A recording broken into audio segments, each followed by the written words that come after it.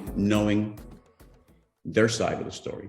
And if you give a little bit more, you can ask for more. So I think that's what we bring to the table. And operators, some operators, Leonce's family that owns the Washington Capitals, he was the first to get a license for a stadium. And in Washington, D.C., I don't think, when he said he picked William Hill, and everybody wanted, it was the first inside of a stadium license to open up a sports book. And they have all kinds of events there. They have 300 years worth of events. He said, I want the best operator because I want to be the market leader. The money's secondary, the money's important, but an operator can offer me twice as much. And if somebody believes they're going to not be here in 10 years, or they're going to have single digit market share, I want that person who's going to fill my seats with promotions. That people rather be in this stadium watching a fight off season or MMA super match and betting electronically in their seats and betting in the coolest sports book in town. So if they can help me do proprietary betting lines, that those bets only happen inside the venue, tournaments, jackpots that only happen when you're inside that stadium, United Center. Man, more people are going to buy tickets for those events. And that season ticket holder, if he gets a special perk, special line, special contest, special jackpot, he's going to say, I got to go to the game. I only need one app because, FanDuel or whoever it is my United Center partner. Mm-hmm. So I'm not, because I go to 30 games and I just made it 35 games. That's genius. Right. So I think that's what we bring in to the operators of the teams and the venues and the tribal gaming. And give a little bit more, but then ask. I want things to happen inside this casino that don't happen in the rest of the state. So and give me 3 bets. Give me 3 things. Give me a tournament. Give me a jackpot that people can bet only because they're, 7-star card holders in my property. Is that a Joe Jimenez concept? Well, it's been used in other areas, but I came to say, listen, you can get a lot of money from anybody, but be a real partner. Mm-hmm. You've been around to negotiations, and Miguel has as well, where you're dealing with a guy and his shit is gold and your gold is shit to him, so because you have the number one stadium in the country, can't treat the guy, say, hey, you got to pay me, I'm the number one guy, and then walk away once they sign the check. Mm-hmm. That doesn't, at the long term, that doesn't work. Yeah. I did listen to George Carlin. I don't know if you ever followed George Carlin, the comedian. Yeah. And he had a bit on what was it? Man, my shit is stuff. I got stuff. Your stuff is shit. Who wants that? My shit is stuff. And it was a whole thing. And I said, man, some of the operators believe that, but FanDuel is going to be so busy, and DraftKings and BetCaesars with 50 of these partnerships. Wow. They're going to remember who's telling them, I'm going to do this extra for you. How about if we do this to convert more people? How about, we're in the playoffs. Then their senior people, if you invite their senior people for the playoffs and, once a year, the ownership gets together with them, they're going to remember you. They may not remember that team in, X state, because they just want their check. They put their signs up. They do the 3 postings. Does that make sense? You know what? Because that translates to so many businesses, and it comes back to human nature. Because what is it? It's all about trust, respect, confidence. And that's respect. That's respect when you're treating someone else. I don't know how you said it. I'm the shit, but your shit is the shit, and I know I got the shit. Yeah. But your gold is shit to me, right? But my shit, if you throw it back to you, the same shit that I bought. Same shit. Right. Gold, man, you better pay me more double, right? That's respect. I've been in those negotiations, and I cringe, but. It's like the negotiator that goes to the job. I was just telling Miguel, the guy goes to the job and he says they like him. They really like what he's going to bring to the company. He says, you know what? We like you. We're going to offer you a job. We're going to give you $45,000 now. We'll start you at $45,000, and later we'll take you to $80,000. He says, well, I'll come back later, right? I like that answer. Right? I'll come back later. Another That's experience, respect. Miguel can talk to this, Bruce, pretty well. When we got to to Valley Strand, Miguel, you remember this, I think. Mhm. I had somebody, you know how you used to sign for the airfare or for, wire transfer together with the patron when they left, and you went to the cage and you signed with them. I was with a customer, and he had the most magnificent watch I've ever seen. And I said, and I knew he collected watches, and I said, wow, and I knew just enough to know nothing. And he educated me on the watch, and it was a period piece that he had gotten in Germany during his honeymoon. And then I said, made the mistake and said, there was no discounts at that time. I said, is there a watch that you would like Times changed. that we could get you for your birthday? And he had lost a sizable amount. I was hoping it was not a $300,000, $400,000 watch. And he said, no. So it says, casinos, every time I lose, they want to give me a watch. I have 10 watches at home. I won't wear them. It's bad karma. I don't want to say this watch cost me X, this watch. So I thought about it, and Miguel and I talked about this, or said, how about if we take, what's the most expensive platinum, diamond, Rolex, whatever it is, right? And put a beautiful Tiffany box in the baccarat pit or the high-end pit, light it, and put his and hers. The one watch was worth, I don't know, wholesale or retail, 75, 100,000. The pair was 200,000. So I said, let's do this. If you win in 24 hours, 250,000. No, it was $1 million, 1 million. No, but for the two, because we had two different prices, right? So it was $500,000 and $1 million. I don't think we. No. You had to win $1 million within a 24-hour period. And what gave you the two watches? What gave you? Oh, to get both. But we had an entry. Then I think we had an entry on. We did an entry, for one of the watches, but to win them both, so you got one. You needed to win 24 hours in 24 hours. So it was tricky, Bruce, because let's say. So they spent a ton of money chasing that, I'm sure. Wait. If yesterday you won 300,000. You're gonna roll it? Yesterday at 2:00 in the afternoon, you were winning 300,000. So by 2:00 today, you had to make 700. And the time would change. So it was very tricky. And all they got to sleep. Yeah. And all the time that we did it, only one customer wanted it, and it was Jorge Santana, my friend. No, we gave 3 watches. We get 3, but the first we one gave that won 3 and 1 pair to Jorge Santana. He won his and hers. The first time that he won it was him. And I went to see him in Tampico. Joe has sent me, go and see Jorge and see if you can bring him back. So I went back there and I told him, Jorge, look at what we got. And I took pictures and I brought them to him. We got this watches here, and whoever wins $1 million, that's all I got to do. Let's go get the watches. and we came back. This is actual win, not Theo. This is actual win. Actual you win. had to be winning the money at that time. And we were tracking. We were doing the tracking. So at one point, I can't forget it. It was like 2:00 in the morning.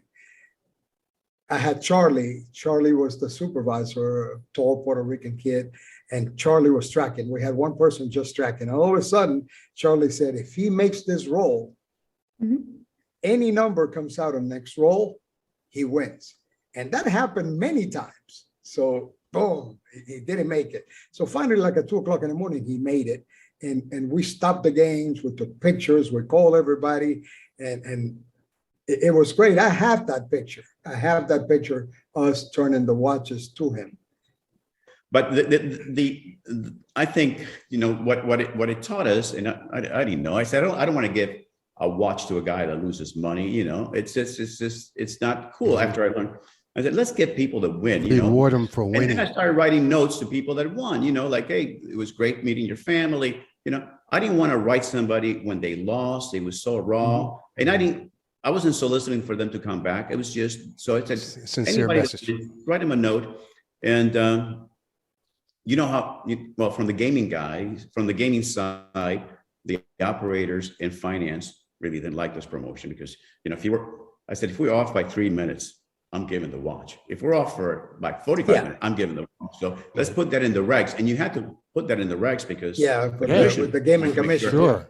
Yep. I wasn't giving watches to, our favorite customers. Sure. So we put that in the commission. We had a leadway. Man, it was finance and operation. But I said, why would you give somebody that wins $1 million? They're going to be happy anyways. They were going over the top, how you had the head sheet of the top 10 winners and the top 10 losers or the heaviest customers. And they would go, well, Mr. X lost whatever number. How was his trip? And the marketing guy was there, the international people. He loved it. Man, we had the suite. The entertainer came up and said hello. He had, his whole family for dinner at our French restaurant. We brought the best wines. He left so happy. And I remember, could have been Buckingham says, let's make sure we understand this. Nobody that loses $500,000, he could have afforded all that with 100,000 or maybe less, leaves happy. No, he did. He thanked me and the little says, bullshit. No one, I can tell you can be a billionaire back then, have many billionaires, or no billionaires coming to casinos. And I remember that. I said, don't take it for granted. When they win $1 million, the food could have been mediocre. The air conditioning could have gone bad in the room. They're going to leave happy. But when you lose money, so just make sure that you treat everybody perfectly every single time. Don't let your ego get in the way that you did a great job hosting them, et cetera. Because that makes so much sense. But it makes me think of when you mentioned about, and it's good that you had Charlie tracking, because those are the instances, those situations where marketing, player development clashes with operations because they didn't track somebody right. They weren't paying attention. You do everything you can to make promises to bring this person in. You make promises to bring them in, and then they get to the table or the slot machine, and it's just the opposite. The service is lack of service, the lack of respect. They don't know who they are. They're not giving them any recognition, acknowledgments, or anything. And so that just did away with everything, that you promised, and those are types of things where operations and that's where you almost have to walk in each other's shoes to understand. And that's what happened when I went from operations to become a host. When I was telling Miguel, when Augie Renner brought me in to the side of being a host. Now that made me understand, and that was back when we didn't have electronic ratings. It was all manual ratings. And that made me understand that once the first bet the person made, cause that was their average bet. And I sat that rating card down and I went to the next one and never made changes to it, and that was a normal thing that people did. They probably still do, even with electronic rating systems. And, then I went to the host side. Then I had this player who's, playing to qualify for all these particular, for the limo, for the airfare, for the private plane and everything. And then I look in the system, he's not even close. No, I was over there betting such and such and such. And I go back and talk to the floor guy. And while we're talking, and of course I can't just go right in and start talking about the ratings. I have to start talking about, I like your shoes, man. Hey, nice tie. Where'd you get that tie? Oh yeah. How about that rating? You kind of like move into the conversation, and the guy's playing, and his playing 3 times what the rating card says. Oh yeah, what's that guy? What's his rating card look like? And as a host, you don't want to look at somebody's rating card, but now they knew me because I worked there as a floor guy, so it was okay. I could take a look at the ratings. So it says, oh man, this guy's got an average bet of $150. He's got $4,500 out there, and so that's when those clashes would happen. And then of course the director or whatever is going to sort of defend your staff about how the ratings are being managed and what's being said to the player. And of course the player has a different side of it, and they bring it to you because you're their their representative, so to speak. You almost work for them, not for the casino. So the accuracy in rating a player, it's getting easier with all the technology, right? But but the ones who have, taken the opportunities to invest in the technology, but there's so many, probably 70% would you say, Miguel, have invested into like the Mhm. RFIDs and those types of technology? So what do you gentlemen think about the current state of the industry where a floor person has to watch more games than they used to when you were back in Atlantic City in the early days? Pit balls is split between 2, 3 pits. And, I see their side as well, even from the marketing side. What do you think about that? I mean, because it is a tough job, right?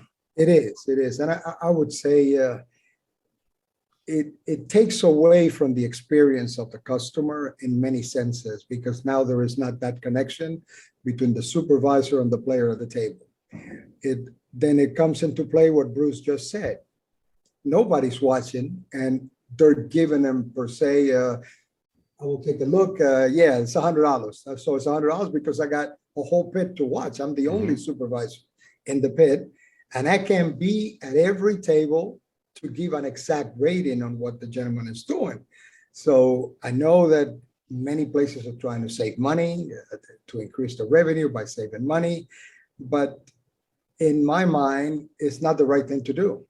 It's not the right thing to do because the customer, there's always going to be a problem with the customer. We're not going to believe the customer when he says, I don't bet $100, I bet $500. Therefore, I didn't qualify because I wasn't rated the right way. In many instances, we're going to have to give away, or the customer will leave unhappy to another property where he's better treated. And it's a small investment in my mind to have the amount of personnel that you need to run the games right. There are new technologies coming out, NRT or what's the name of it, Bruce? Yeah, it's the. We looked at it. Yeah, it's a system that has got cameras on the table and actually rates 100% accuracy each particular player that is there. Yeah, but that costs a lot of money. If you don't have the money to invest it in that, you're going to have the problem. Yeah, it's Virtual Limits Pro. Yeah. Miguel, so to what we said before, right? When IT and operations says we need something like this and will give us 100% accuracy, what does it do for the property, right? You really know what every player is doing, Correct. how much you want from whom. You don't have to say, hey, this person lost $3,000 or by walking out with $50,000 in marker we paid 5 days later, or vice versa. You know where every chip is, where they have them. They walked off the building. So I'm learning from sports betting, et cetera. But with technology today, if you're the shift manager of a very busy property on a Saturday, Sunday, if you're Mohegan Sun, Foxwoods, the big properties, right?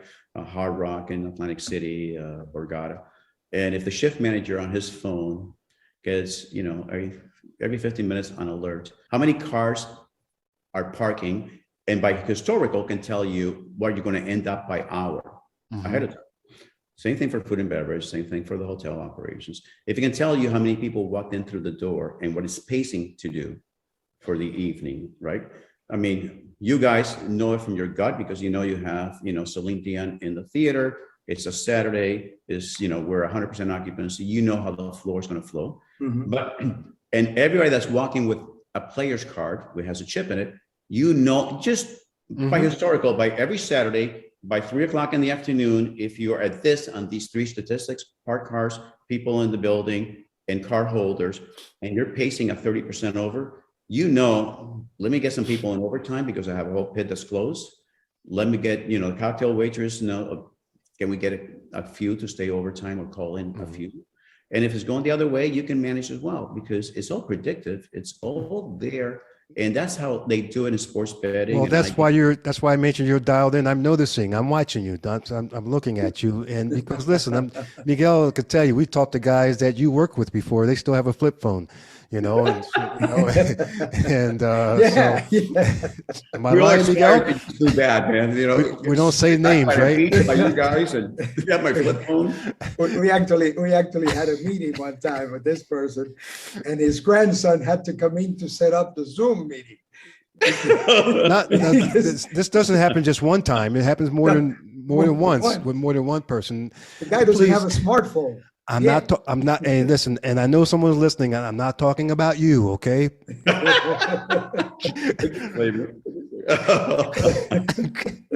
No, there is there's so much to learn from mentors. My mentors now tend to be 2 decades younger than me. Mm-hmm. Just had a conversation with Mark DeLeo. You remember that name from Atlantic City, Miguel? He Yeah. worked for, Yeah. I hadn't talked to him in decades. I called him.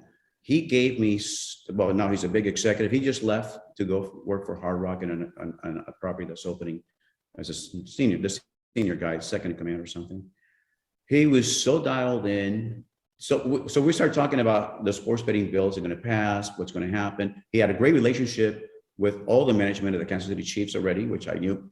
So he gave me a lot of great input. Then we started talking about other things. And I said, I got to come and visit you. He's about 20 years younger, maybe 15 years younger than I or so, the sharpest. And then on and on and on and on and on. I talked to people that are in their 30s that are educating me on how to motivate people that are using this for regular gamers to go into sports betting and iGaming, right? So can I ask you what is a huge resource for you, if not getting too deep in your competitive advantage into your brand? If I want to find out more about the sports betting, online gaming, and the different jurisdictions that's coming on board and what states already have and so forth, is there the legislature, the bills, where is it? What's the best resource for you? we have a tracking mechanism of all the bills that have been introduced, in almost every state. 45 states have introduced bills that have not passed. I mean, there's 2 or 3 bills in Texas that Texas will eventually get it. But so we just look at that and have a conversation once a week on, what's happening. The local state gaming control board, gaming commission has to write the regs. And theirs are so different from state to state. Some states allow you to bet on collegiate games, but not the universities that are based on that state. Others allow you 100%. Some you can bet on, in-game betting, some not, some mobile. Other people smarter than us have, a whole war room with all 30 states, the regs and the deals that have been done, the public deals. Most of these deals are private unless you're a public company.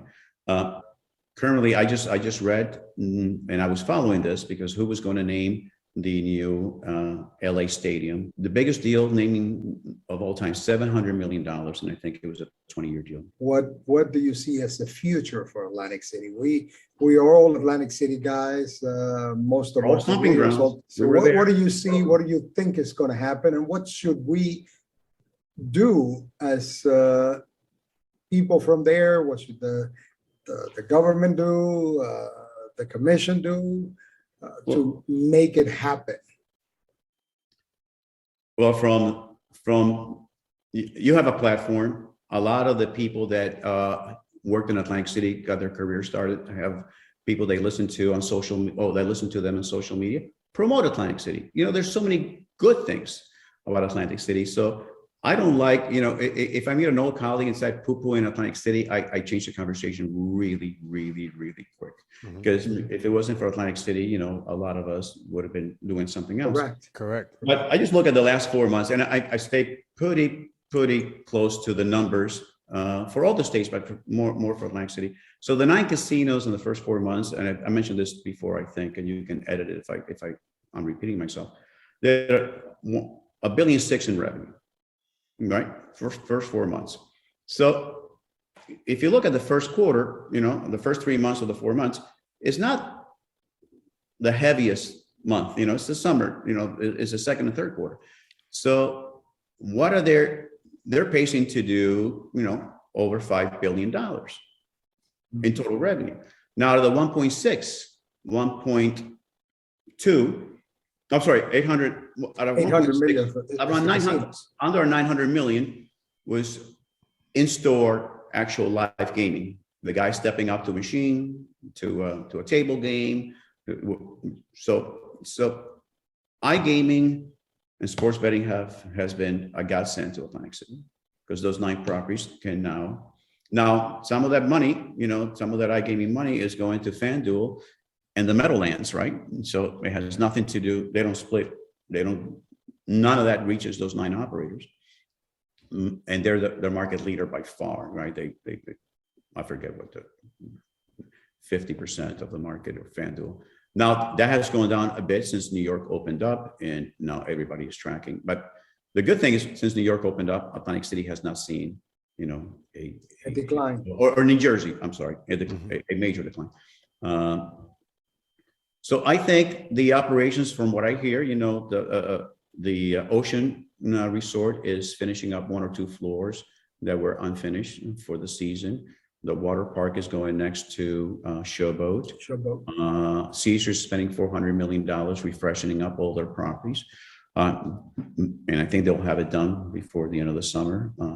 So investing in Atlantic City, they're throwing money at it. I would love to see that. Yeah. What could happen if New York approves, and it looks like they will, a brick and mortar, in one of the 5 boroughs and possibly even Manhattan?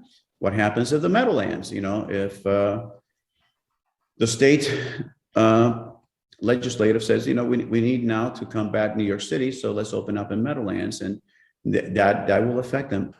Bakerfield announced a $2 billion project of a residential NASCAR-centric communities, which are popping up in different parts of the country. People that are car lovers, condominiums and racetracks, and and boat slips and things geared to that fandom. Right, the seasonality of Atlantic City may not be the same as North Carolina or Florida for that, but I don't know. They have high hopes that that's going to be signed off on. There's a lot of real estate developers that are looking at the inlet because there's no waterfront like the inlet. You know that firsthand, Miguel. You rode your bike. Your mom lived in probably But the challenge with that whole thing with Atlantic City, and there's so many great things about the area, and I still have family there as well.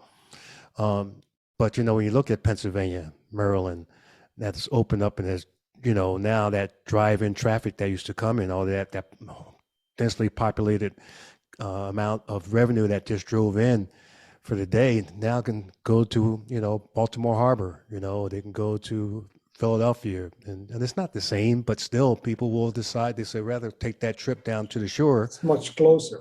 Mm-hmm. But is it any different, just in size, of what you had to do in St. Kitts, in Punta Cana, etc.?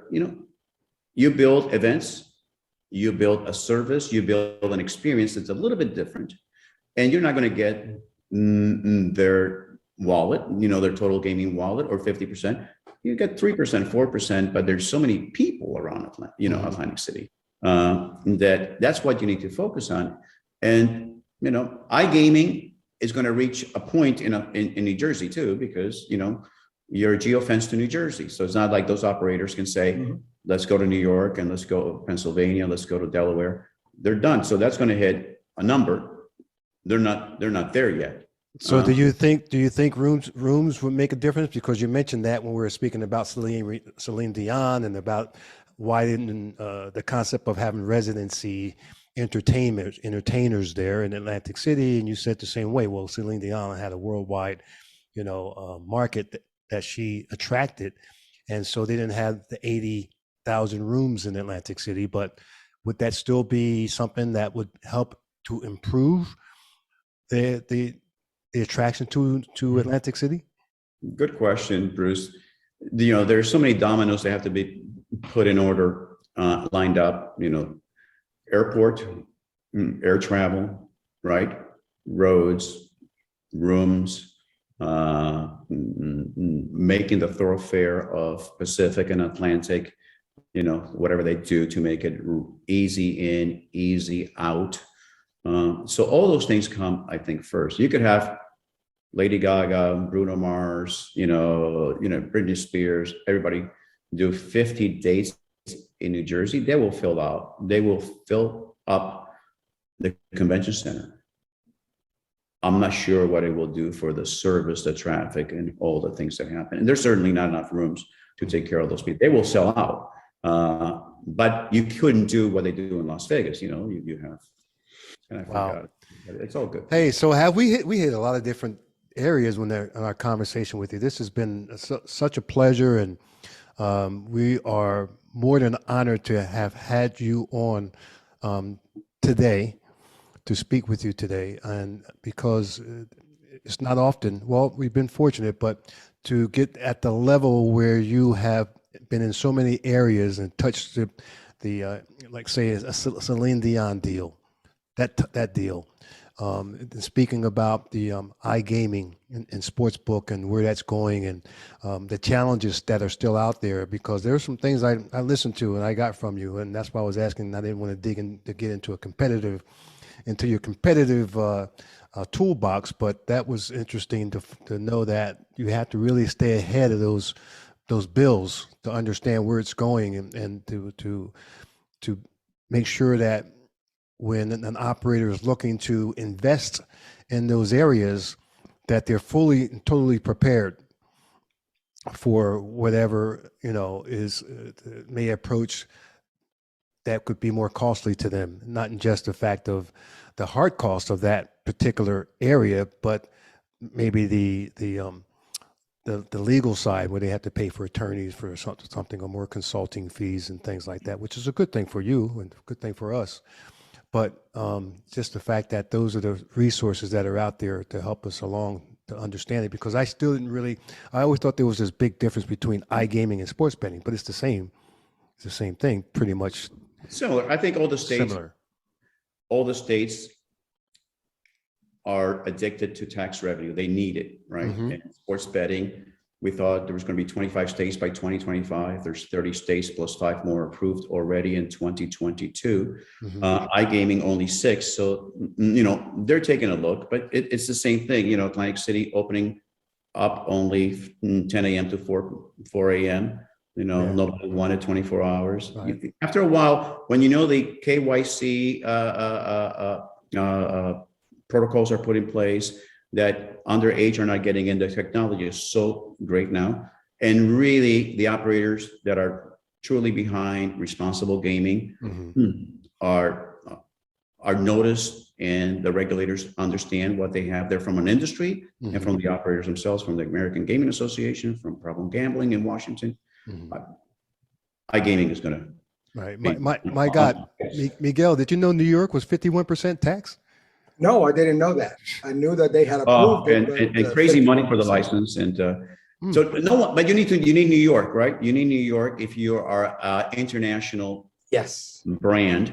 You need New York, and New York, at least in the beginning, it's basically 6 licenses altogether when you factor it in, not 21 licenses, but very difficult to make money there. And the cost of media in New York, it's the most expensive media. What about overseas markets, in the Caribbean market and the South American, Latin markets? What about those markets with iGaming and sportsbook? Good question. So, the gray market has been in South America, has been in Russia, maybe outside of China. China has some, all throughout Europe, has been there. So there's operators with tens of thousands of customers making bets every single day in the gray market. South America, because of now governments figure, okay, tax money, Colombia approved it, Mexico, et cetera, et cetera, et cetera. And they're moving in that direction. I took a step back at the beginning. I told Miguel that I had 2 operators interested in, from Puerto Rico to the Dominican to Chile to, we talked about Brazil, et cetera. And I want to focus on, just on the States, because it could overwhelm you. Because, hey, let me take that, let me represent the brand and go to South America and sign up. So I don't follow it as closely, but it's big. Brazil is the big price, Biggest, right? And that's coming. It's coming. It's going to take a while, but it's coming, right? No, Brazil's coming. No, Brazil is gonna. Well, they do have some sort of a sports betting right now. Great, in the gray market, what you call the gray market, but they're approving, the total legit, if you will, you call it that. Canada is big, and it's, Ontario has approved it. operators have, Ontario is going to be like a New York, I think, more or less, maybe a little bit less, but certainly like an Illinois or Pennsylvania. And then when the rest of Canada takes off, it's something else because they have that fandom for sports, hockey, et cetera. And, the average disposable entertainment dollars is higher than most states in America, right? So I think Canada is going to be very, very big. That's it. But the price is California, Texas, and Florida coming up. And you'll see the spike in the value of these companies as soon as a bill looks like it's going to be passed by both houses, because the governors will sign it, just the conflict of trading forces between the two houses. So those three are huge. And the same thing with, Chicago just approved the first casino in Chicago proper, which Bally's. Bally's is the front runner there. Yeah, they got it. So, we'll see if there's any lawsuits or any community. Well, I figured Neil Bloom would be right there because Neil Rush Street Gaming. Neil runs Chicago. Yeah, he's the owner of the Blackhawks, Okay. And I'm a big fan. But there's only three operators: Hard Rock, Neil Bloom with Rivers, two different sites, two different offers with two different partnerships, and then Bally's, and Bally's got it. I look for Bally's to do some interesting things because they have the biggest expenditure in media in sports betting, but they're only in a few states. You spend so much money to turn Fox Sports into Bally Sports all over the country, but you're only in a selected hand of states. Maybe a little too early, but I think they have the right vision. They got to get from 7-8 states to 25 states quickly, and market access is very difficult. Barstool, there's a lot of companies that I look toward the future. This next year, consolidation is going to be for sure. One or two are going to sell out and fine. And the same thing for casino, brick and mortar. I think 1,000 casinos, 450 to 480 are tribal. The rest are commercial. You'll see more of the commercial, buying other smaller properties and Consolidate. so we'll see. It's a fascinating industry. It's yes, it's just and you guys have the pulse of it because all the people that you bring on. And if I could just say one ask, you can edit this out, but responsible gaming. If you can have the guys in Washington do a podcast, they're pro gambling, but they want to make sure as this continues to expand in all directions that there are guardrails, there are affinity programs to the younger generation to play or put skin in the game, but do it properly with a plan, with a budget, and not just be susceptible to all this marketing and all this pounding of iGaming and sports betting.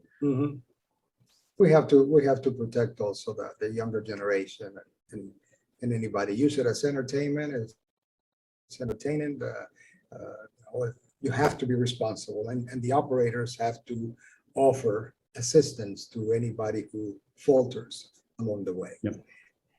And Miguel, not just as a regular, you want to be in compliance, right? So you don't want an operator or a sports team or a league to be just compliant.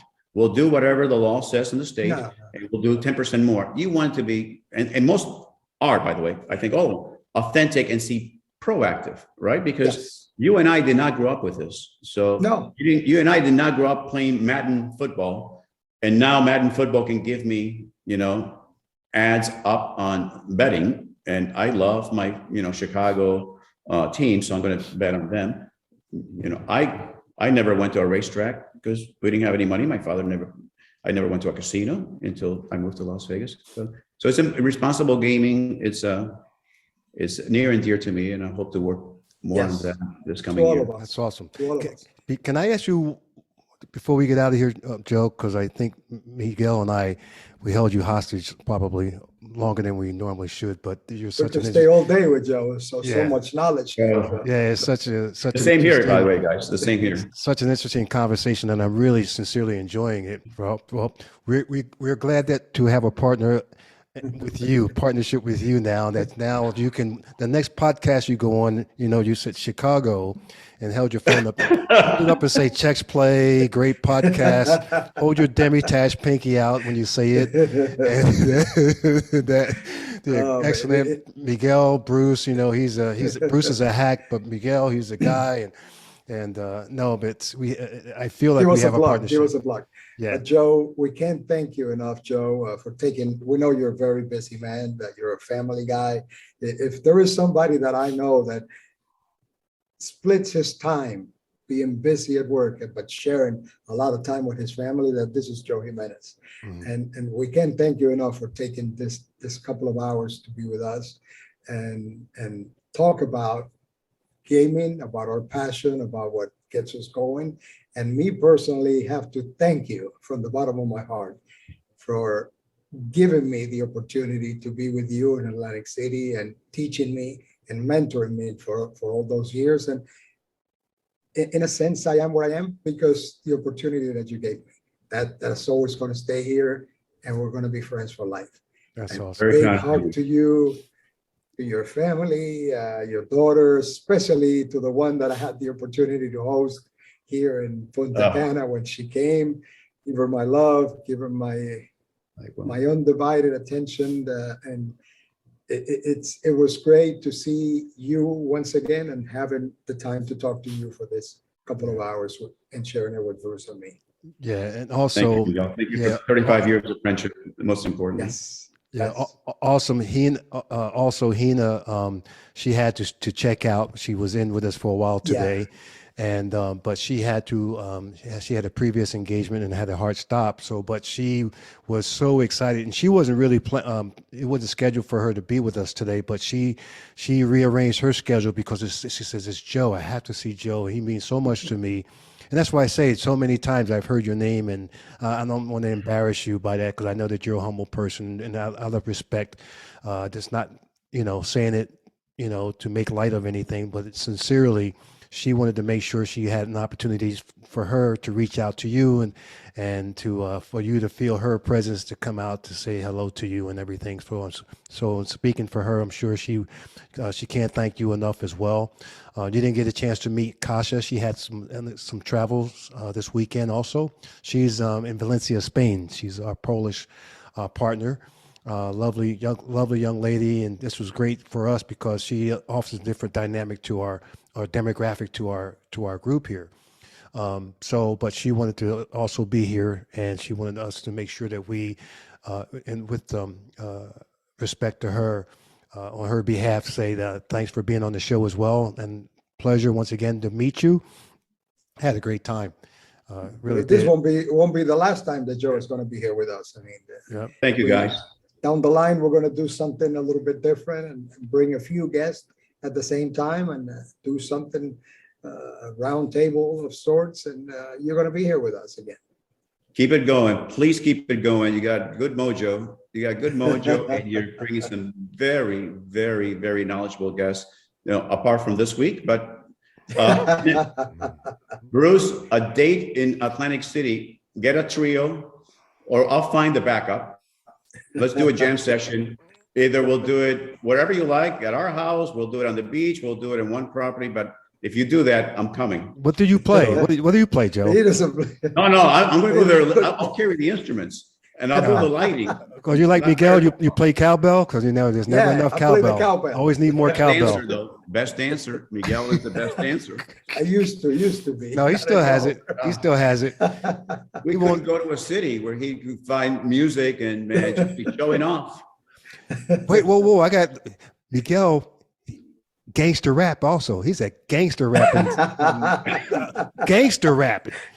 One So many day, sides to this man. hold on, wait. So one day we're kicking around waiting for some VIP customers to come in. We're in like the hanging out at the private gaming area here in Punta Cana, and the dealer's sitting there. It's a baccarat table. She's sitting there waiting. They're opening the cards. Her and the supervisor checking the cards. And so we set up a portable iPod system with a JBL speaker system for the guests, because they're like, wanted He to requested so they he want could to play his own have music. their music. So we were testing the system out. And we kicked in some. What did we kick in, Miguel? Some I was Cool doing, Mo D and some yeah, I was doing Tupac, Snoop Dogg. and the I'm Sugar looking at him Hill like, Gang. he didn't miss a word. I'm like, listen to him. He says, "Oh, you don't know that one? Oh, yeah."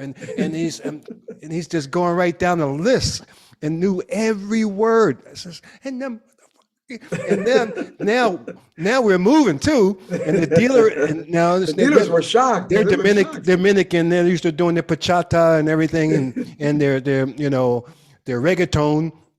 But we're funking. And Miguel's and, he's doing that, and I'm, yeah, motherfucker, in the who, and the motherfucker, hey, and then we bump chest and shit, and then we say, okay, all right, Now we got to chill. stop. We lost it, and Miguel, but I stopped once he hit me in my chest, and he's strong, I hit the wall and shit, Oh man. But But it was man, great having you, Joe. It was Lot of great fun. having you. There was so much to talk about that we didn't get to, so you're gonna have to come back. yeah, Miguel, take us out on the song. This has been a treat. Miguel, take us out. No Take a- no song. Chop, boom, boom, chop, boom, boom, I gotta have the music behind chop, it. boom, boom, chop, boom, boom, chop, boom. Come on, there's two He's coming through New Jersey to jam session with you. crazy. I made you proud, right, Miguel? I made you proud. Thank right? you, man. Thank you. Thank Joe, this is what he brought to me. I wasn't like this until I got with Miguel.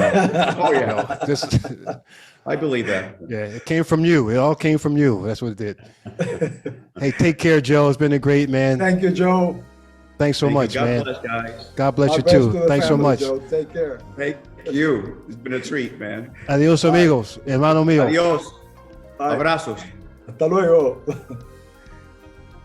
See what a great time we had with Joe. I told you, Joe is so knowledgeable and within the gaming industry, and now he's so involved with the iGaming and the sports books online that his company Sardon, he goes from state to state advising all these players. Such a Yes. gentleman. He's so Yes. he's very, very sincere, very polite. is. Such first class all First the class, way. number one. We got to bring him back. Definitely, we got to bring him back. We got to do something special, and he's got to be part of it. The education that I'm receiving is something that I didn't plan for. I didn't think I wouldn't. If I was on my own, I wouldn't be digging into some of these subjects that we're talking about. Correct. So it's very fortunate for me, and at the same time, I'm always one to share. Yes. So this is a great way to share our experiences, and as well as the things that we're learning now, that we get to also share them with other folks and other listeners. So Not only our experiences, I mean, the knowledge that we have.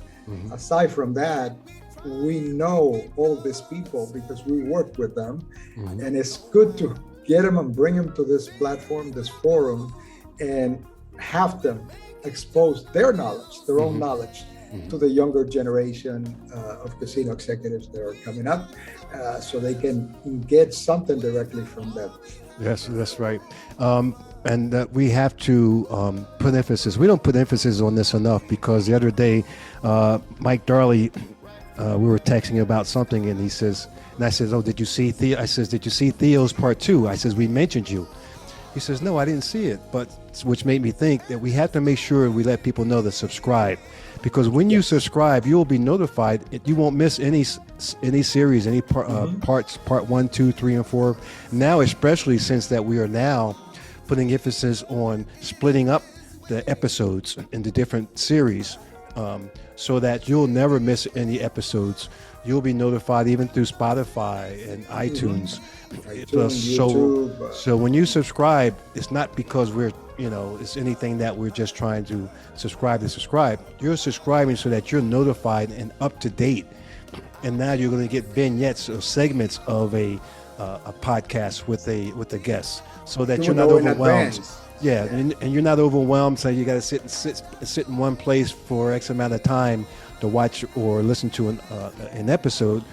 You can listen to it in segments, and not miss anything. So make sure you subscribe. Yeah, make sure you subscribe, and hit the like button just because you like Casa and Miguel and myself.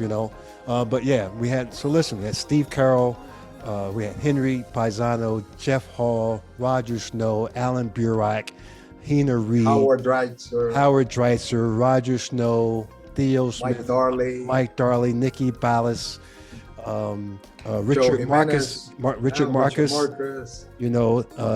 Benny Mancino.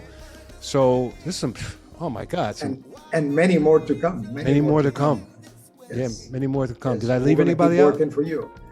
No. I think that we covered mostly everybody there. Mm-hmm. I think we had 14 segments. I think this would be number 15 with Joe. Yeah. Okay. So thank you so much on behalf of Casa Goldenbuska, co-host sometimes Miss Hina Reed, TextPlay.com. I'm Bruce Harris. I'm Miguel Mora. Thank you for being with us. See you in the next episode. Adios.